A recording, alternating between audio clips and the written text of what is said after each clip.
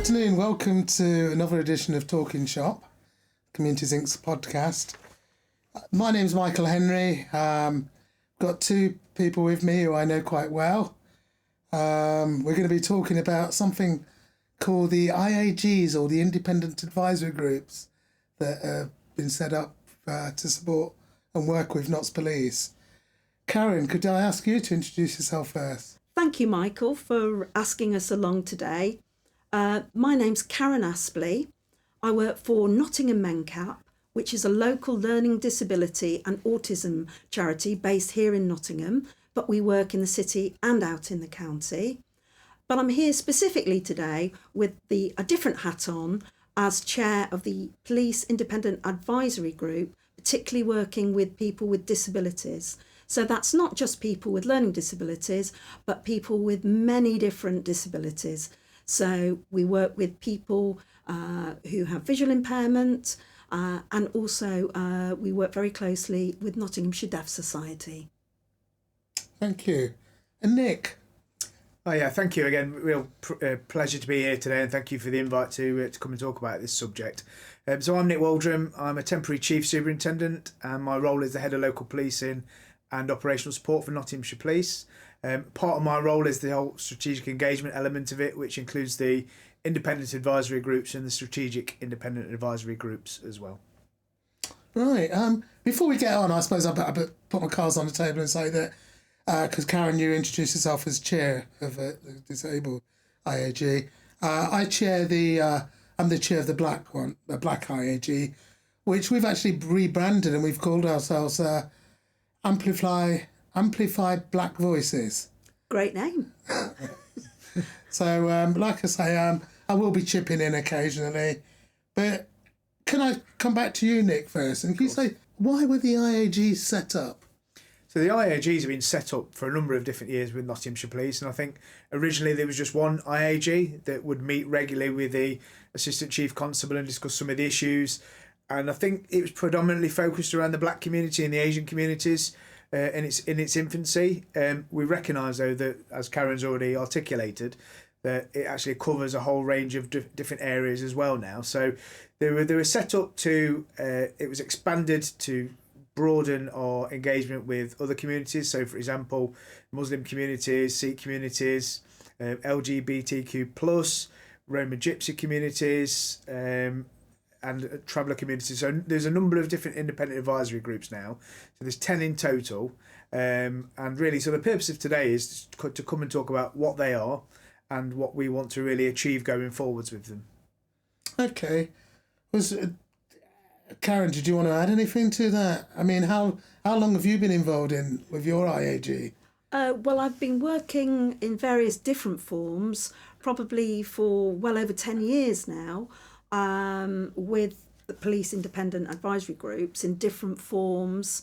They've ebbed and flowed a little bit, as sometimes happens in all organisations. But we're very pleased to see that now there's a really good, strong advisory group system that has emerged in the local area. And if I could just jump in and talk about my experience, goes back many, many years. I'm talking about like 20 odd years. It wasn't called an IAG. It was the Minority Ethnic Advisory Group, MEAG, and it was chaired by the Chief Constable at the time. That was Steve Davis.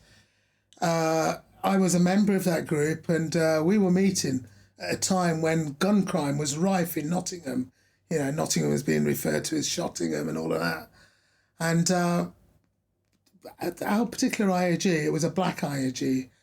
We worked really, really well with the Chief Constable, because there was a lot of stuff. The community was obviously concerned about what was happening. And, just like I say, without going into detail, had a very, very healthy relationship. And I'm pretty certain that the close working relationship with the members of the community from that Minority Ethnic Advisory Group helped to calm the situation down in Nottingham. So, okay, Nick, you've given. You said there were 10 of them, and you named maybe about 5 or 6. I don't know if you can remember which ones you've already named, but think, do you have there's a student one? Can you think of any other ones? Yeah, there's a student, there's a youth IAG, which is very popular. Yeah. So we work with the Youth Commission and Services in respect of that, and with children and young people. So Roma one, Traveller one, Right. and we've just set up a multi-faith one. So we have got good relationships with a lot of faith groups. Last year we had a hate crime conference in Nottingham where multiple faiths attended. And there was also a sort of a multi-faith event that was held at the beginning of the year, and lots of people were coming forward saying, we really, really want to work with the police, but actually we don't know how to engage with them. We don't know. We see your PCSOs and beat managers, but we don't really know what to do about it. So as a result of all that information and discussions, we've formed a multi-faith independent advisory group now, Right. which also includes the Jewish community. Obviously, you've seen on the local media, the Jewish community have had a number of incidents targeted towards them, particularly in the Met area in London. And we want to ensure that not only the Jewish community, but other communities as well feel safe and confident and are able to report incidents to discuss any community issues that matter and how we can actually work better together. Okay. Karen, how often does your IAG, your group, meet? Because I know that they don't follow one set rule. For instance, like mine, for the black community, we're meeting approximately every 2 months. What about you? I would say we're pretty similar. Right. We're working a meeting around once a quarter formally, but then are trying to bottom various issues in between time. So we're trying to keep progress going between the meetings as well as we can. Yeah. And just go back to your point, Nick, in terms of the broad range of communities and that.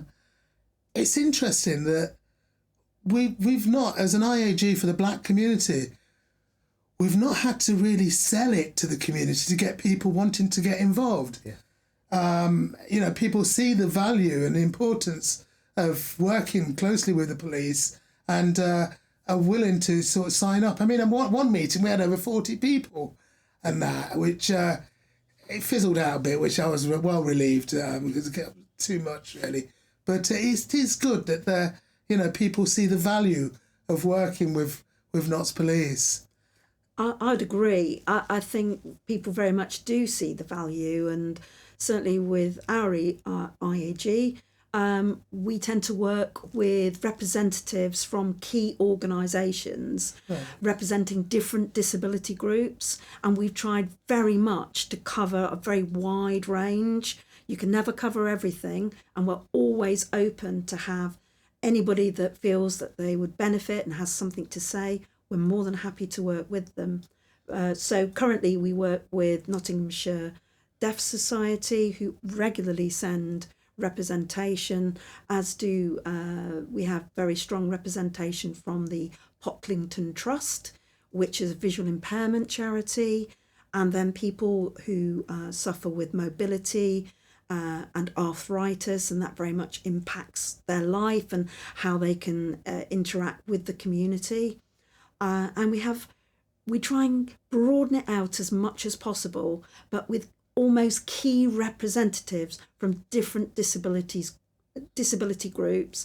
As chair of the IAG, I'm very conscious of kind of representing not just the concerns of people with learning disabilities, but that of people with maybe different challenges. For example, the use of BSL and the accessibility of police documentation and websites, and how that really affects the experience of the deaf community and visually impaired community. Thank you. Nick, how exactly then does the independent advisory groups fit into Notts Police? Yeah. So, like I said, there's 10 independent advisory groups. Each group, like Karen's alluded to, it has a chair and a deputy chair or vice chair, if you like, as well.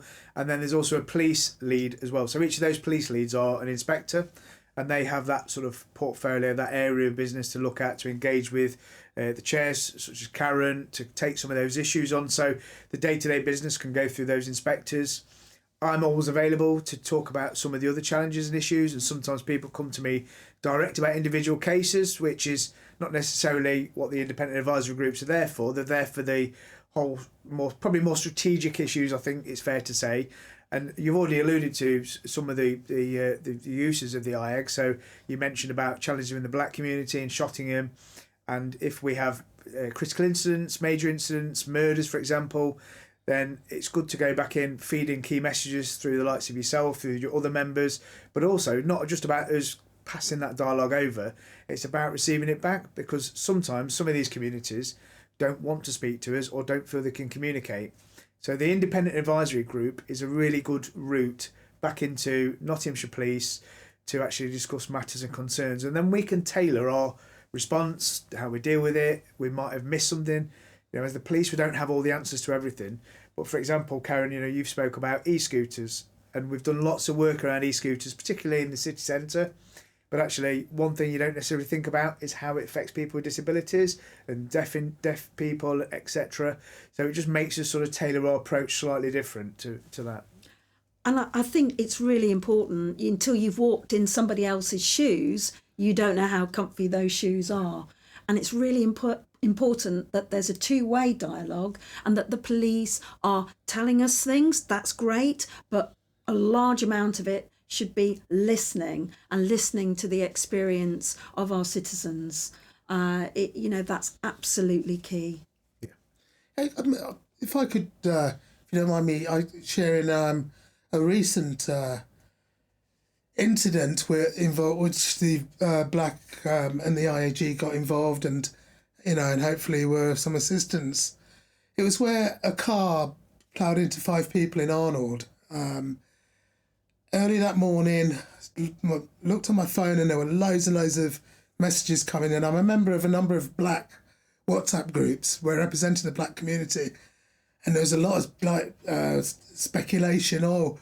Somebody was saying we think that that all the people that were hit by the car were black, and so if that was the case, it might be a racist incident. So this was going on. I spoke to one of my contacts at Notts Police and said, look, this is what's going around on WhatsApp. We really need to find out what the truth is about this, so that I could then feed that back to the various WhatsApp group. And within sort of hours of that, we had a meeting arranged involving some of the chairs of other IAG meetings, and were given a briefing from Notts Police. And it was quite clear then, when we had the briefing, that it wasn't a racist incident, and I was able to then feed that back to people in the black community. And I thought that was a really good, example of the community working with Notts Police, because it's so easy with social media and that for wrong messages, misinformation to spread, but we're able to sort of nip that in the bud and get the correct information out. But Michael, I think you're absolutely right on that, and it's about preventing rather than curing. Let's not have a big incident. Let's stop that big incident from happening, and I think the IAGs are essential in working towards that goal. Yeah, and that's a really good example that you've just given there, Michael, and I'm obviously fully aware of that incident. That, if those early messages don't come in, then it leads to unrest and discontentment by the whichever community it is, to be fair. But also then it's that lack of trust and confidence in the police, and we're here to build trust and confidence. That's what part of the IAGs are there for. Improve engagement, furthermore, sort of improve our diversity within the organisation. We want to go further and encourage people to join the police, be part of our organisation, demonstrate that we are part of the communities as well, and that we do like to engage, we do like to listen, which, like you said, is really important. Yeah. Can I ask, Nick, okay, you've got these groups, these IAGs, independent advisory groups but I assume that you're not just communicating or not just listening to them.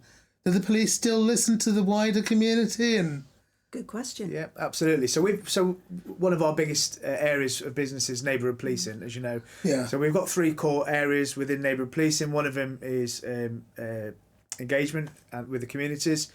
It is our priority. That's what the neighbourhood policing teams are designed there for. So police officers, police community support officers, to go out in the communities and engage with people.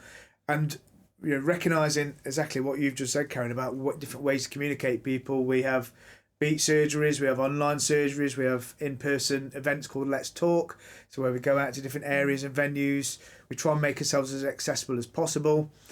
I suppose one thing we are good at that, and we are good at engagement.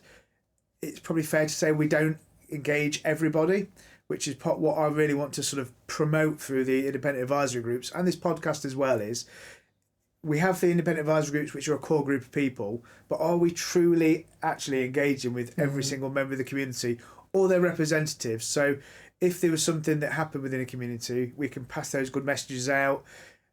I've met multiple members through IAGs, through community meetings, where people say, I'd love to work with the police, I don't know how to do it, or we're part of a new emerging community in Nottingham, we don't know how to engage, our English isn't our first language, for example. So yeah. That's really important, because I would, certainly as being chair of the Black IAG, wouldn't like people to think, those are just some hand-picked group that Notts Police are happy to consult with. Yeah. They know that they're going to get a safe response and that. I don't want us to become gatekeepers, And I completely agree with that. And we see our view very much as being part of solving the problem. But that sometimes, as a critical friend, means that sometimes you might have to give feedback, which this isn't working. And we would want to feel able to do that. I absolutely want to be challenged. Like I said, policing, communities, life isn't straightforward. It is challenging. So I expect if Notts Police on, I want to promote the highest standards possible, give the best possible service to the public, build trust and confidence, engage with the community, speak to the public. And if we're not doing that, it's important it's fed back. And like you said, that lived experience and feeding that back into us. And, I'll put my hands up. The police don't always get it right. We are humans as well. So we're here to learn. We promote learning within the organisation. We bring it back into our training. We regularly pulling our officers up in respect of stuff. So, for example, stop and search is really important. I get contacted quite frequently around both good and bad experiences that people have around stop and search, particularly around the black community. And as the lead for stop and search as well, I make sure that officers are giving the feedback in a positive way. We're not there to be punitive towards officers. It's about doing the right thing, getting it right next time. The importance of why we ask the right questions around stop and search, for example, while we are following the sort of mnemonic we use when we're engaging with people, that we're civil with people, that we're polite with people, and that's how you build that trust and confidence in certain experiences. I'm really glad that you raised the issue of training, because we're currently working with placement students of new officers, new in post, that are coming into our organisation and embedding in it just non-uniform, trainers on, going out and about with disabled people, supporting them in their gym activities and whatever's going on in the centre on that particular day. And it's better than any talk and chalk session or awareness raising formal session that we could run for you. Those officers are coming in and they're being changed as a result of those visits. Yeah. They're feeling more comfortable working with people with learning disabilities. They're feeling more at ease, more understanding, and often come away with a high degree of positivity about people with learning disabilities are who they are. They love football. They like running. They want to play hockey at the weekend. They have exactly the same range of interests as the wider community has. And I think seeing that in a very practical way is very, very impactful. And I believe that it was done in the past and then didn't happen for many years. Yeah. And now it's returning. And one of the things which we've raised at the strategic group to kind of relate it to the work of the other IAGs is that we've seen the benefit of that in our own organisation, and people saying, I never used to like the police, I didn't trust them, but I'm thinking about that now and they might be all right. And that's a genuine comment. And seeing the power of those interactions has enabled me to kind of share that at the strategic group and encourage other organisations and groups working across the city and county to say, let's get lots of these placements set up in many different places and really kind of get a bridge forming between the policing community and the general wider community, and really getting a really strong bridge and strong understanding between different groups. And I think the uniform can be seen as a barrier sometimes, and I think police officers sometimes will put up a natural barrier of, we represent the law and we're here to do that. Well, actually, policing's not all about preventative work. It's not all about arresting people and criminals. Of course, that is a big part of it, but it is about going and actually engaging with people, having a normal conversation with people, talking about their everyday lives and experiences. And I think that's how we break down barriers of, is just going and just chatting to people and understanding about them. And it goes such a long way of just like I said a minute ago, just treating people civilly and treating people with respect. People are people. Exactly, yeah. Right, I just want to share something that's come up a couple of times at least at the IAG that I chair, and see whether or not you have any similar experience, and then over to you, Nick, and sort of you can explain why we can't use the IAGs like this. We've been meeting for over a year now, but it's not perfect. We're still finding our feet, still fine-tuning how we sort of organise our meetings. But we've had a couple of instances where people have come along to the meetings, because we are open, and people will share notification about when a meeting's taking place and at what time, venue, etc. And so people have come along with specific issues or specific problems relating to either themselves or maybe a friend or somebody in their family. Now, it's not, the IAGs were not intended for that. It's a very much got to be a strategic, and that, but it's a bit awkward if somebody's there and then you've got senior police officers and that, like Nick, present and that, and then they start talking to them and you can't say, look, can you just stop and go away or shut up or whatever? Because we want to be welcoming, but we've just got to try and say, look, that's not really how it should work. Have you come across anything like that with yours, Karen? Actually, our group tends to work, I suppose, I haven't really experienced that challenge too much, and I really appreciate that is a major challenge, because I've certainly not in terms of the IAG, but I've certainly been faced with direct reports. In fact, one kind of came in this morning and you think, well, technically not really my role, but in my head, you're like, but if you're not dealing with that individual as an individual and solving their problems, what's the point? So you have those kind of two conflicting approaches, don't you? And it's like wanting to keep things strategic, focusing on the wider issues and the issues that might make a difference for the largest number of people. But then you just think, but I've really got to sort this issue out for this person. It's tough. Yeah. I'll never turn anybody away that wants a question, and I'll always give my assurance and have sort of acted upon my word when people come to me with a personal issue. But there are other ways to sort of report that, and like Karen's just said, the IAGs are there to talk about strategic, short and longer term issues affecting the communities where we can together influence how we can make that positive change. But yeah, so I think some people do come to them for the wrong reasons. But you've got your neighbourhood policing teams, you've got your control room to go through. There's online chats you can go through with our control room as well. And say there's police stations that are still open as well, where you can go in and get updates or challenge. And I think you're right. And quite often people are doing that through incredible frustration that's built up quite often over a long period of time where they're not heard. And I think the danger of people's problems not being solved in a timely and efficient fashion is that you get this bubbling tension and kind of frustration with the system where I just want someone to sort my problem. And I think we've got to understand this as within our groups. We've spoken about the 10 specific IAGs that we have, but we also have something called the strategic IAG meetings, where You bring the sort of vice chair and chair of the various IAGs together. What's the point of that? What's that all about? So that is about taking the core issues we meet every quarter. I don't chair that meeting. It's chaired by an independent chair, which is Dr. Claire Williams, who works for Nottingham Trent University. She's a real advocate of working with communities and different groups, and also Nottinghamshire Police, obviously from the education sector.